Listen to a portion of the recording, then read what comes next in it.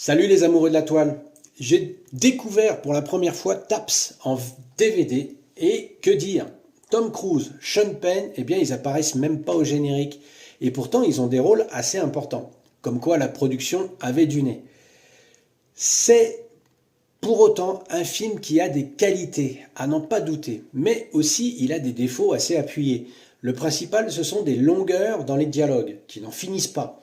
La toute première partie, avec ce général interprété par George C. Scott, reste bavarde dès la première scène, avec ce travelling qui n'en finit pas.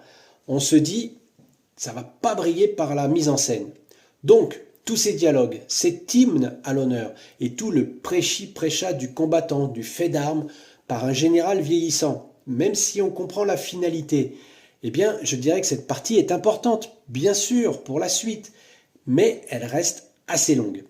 Et puis, nos cadets de 12 à 17 ans, enfermés dans une idéologie, on voit des enfants, voire des adolescents, jouer aux hommes. C'est assez déconcertant. On se demande comment ils se retrouvent seuls, sans encadrement d'adultes. Ils sont presque livrés à eux-mêmes. Alors, est-ce qu'il faut retenir ce film? Bah oui, bien sûr, car on découvre les débuts réels de deux grandes futures stars, Tom Cruise et Sean Penn. Je mets Hutton à part, car même il a ici le rôle principal, sa carrière ne sera pas aussi prestigieuse que ses deux frères d'armes.